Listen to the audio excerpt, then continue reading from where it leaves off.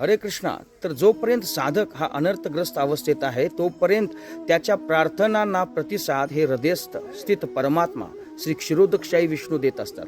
पण ज्यावेळी साधक श्रद्धा, साधुसंग, भजन क्रिया, अनर्थ निवृत्ती, निष्ठा, रुची, आसक्तीमध्ये सुद्धा एक असते भजन विषयक आसक्ती आणि एक असते भजनीय विषयक आसक्ती.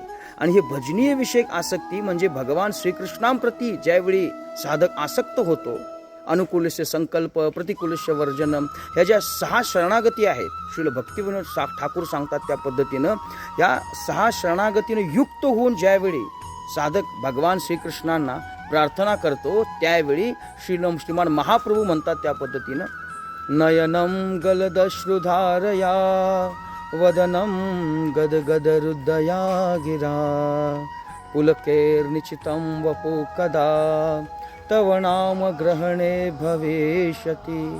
ज्यावेळी साधक या भजनीय आसक्ती या स्तरावरती जातो, षडविधा शरणागतीनं परिपूर्ण होऊन त्यावेळी त्याची प्रत्येक गोष्ट प्रार्थना असते, त्याचं श्लोक पाठांतर, अध्ययन, एव्हरीथिंग विल बी प्रेयर. आणि या प्रार्थना ऐकण्यासाठी गोलोक वृंदावनात स्थित व्रजेंद्र नंदन कृष्ण, रसिक शेखर कृष्ण यांचे कान आसुसलेले असतात.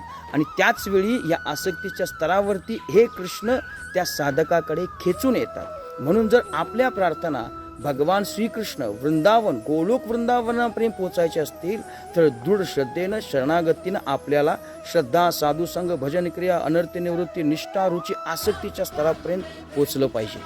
हरे कृष्ण.